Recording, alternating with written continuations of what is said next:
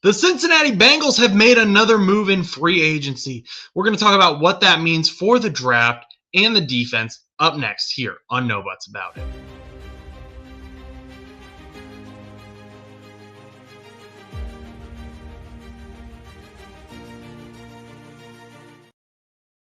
What's up, guys? My name is Josh Butts. You're watching No Butts About It. And today we're going to talk about the Cincinnati Bengals signing Kyle Dugger to a one-year deal. Now, this contract is, I was shocked. It came out of nowhere to me. Is it a huge signing, big deal signing? No. But this is the type of signing you're going to get at this time of year. And, the Bengals, they kind of started off real hot on day one. Then they didn't really do anything in free agency, and it was kind of looking like they were done. But Duke Tobin, how you tricked us. And so let's first break down just a quick overview of who Kyle Dugger is. Kyle Dugger spent most of his career with the New England Patriots. He was a 2020 second-round pick. He, obviously pretty athletic, pretty talented player. Safety going in the second round is nothing to scoff at. And just he kind of fell off a little bit as he got older, but he's still pretty decent, I would say. He was ultimately traded to the Steelers last season. He had 22 combined tackles with the Steelers, compared to just 8 with the Patriots last season. He had 1 sack and 2 interceptions with the Steelers. Didn't do either of those with the Patriots. And then, of course, some Bengals fans may remember him from the Bengals-Steelers game. Joe Flacco, unfortunately, threw a pick 6 in one of those matchups, and that was Kyle Dugger who scored on that play. So if the name kind of sounds familiar to you, that's probably why you remember that, unfortunate. And I'm sure that has been ringing in the back of the minds of the Bengals since.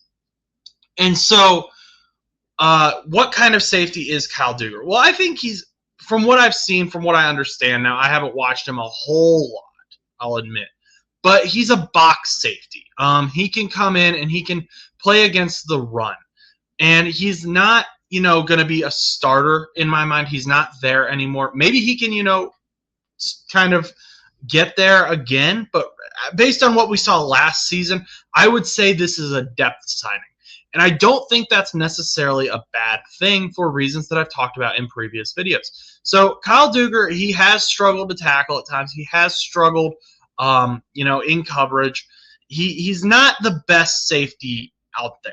However, what he does bring to the table is this allows for Jordan Battle to once again be more true to himself in that strong safety position. He can stick to where he's supposed to be. It also allows for Brian Cook to maybe, come out for 1 or 2 plays. Or maybe they can run more 3 high concepts with Kyle Dugger, who has had starter experience, but they can have Brian Cook, Kyle Dugger, and Jordan Battle out there, and not any one of them is going to have to do all the work. So I do think this signing has some schematic potential to it. I do think we will see Dugger play. I just don't think he's the type of guy who's going to come in and, just change the world. He's not going to be someone who the casual fan is just wearing his jersey on game day. It's only a 1-year deal, so the Bengals aren't super heavily invested into Dugger. But it does indicate some things for the draft for us and allows defensive flexibility. So you'll remember in a previous video, and if you haven't watched that video, I'll put it right here. It'll appear somewhere up there. But I was worried that the Bengals, didn't have enough holes plugged, that they didn't have enough depth plugged. And what that was going to cause in the first round was them to reach. So Caleb Downs is obviously a big target for the Cincinnati Bengals. I think he still is, even with this Kyle Dugger signing.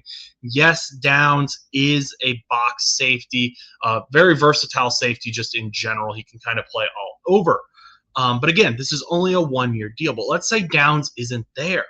If they don't have a safety depth, they may have to reach. Now, of course, I really like Dylan Thieneman out of Oregon as well, a bit of a different player. But do the Bengals want to, maybe he should go 15th? Do they want to take him at 10? Or is there another player that they would rather take, but they can't take him because they need a backup safety? This move allows them a little bit more flexibility at the draft. Now, I said I would like the Bengals to just sign one more free agent in that video. I was really pushing for that to be a linebacker, and I still really hope they sign a linebacker. This Kyle Duggar signing does make me feel a bit more confident that that's the direction the Bengals want to go. They do want to be able to go BPA. They don't want to be walking into week one with a bunch of question marks starting on defense. This allows some depth. This allows some, again, schematic flexibility that Al Golden can play with. I do think Kyle Duggar has potential. And it wasn't, he wasn't the only Steelers safety who kind of struggled last season.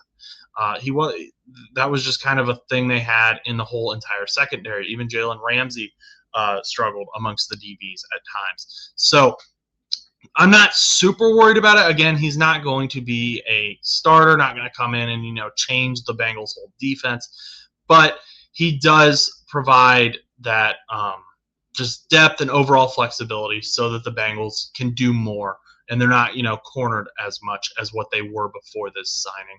I think that this is going to help them out more in terms of roster building than actual on-field ability, especially with Jordan Battle's contract coming up. Let me know what you think down below, though. What do you think about Kyle Duggar? Do you like this signing? Do you think this is a good signing? Do you want to see the Bengals make more free agency moves ahead of the draft? Let me know what you think, and until next time, go do something nice for someone.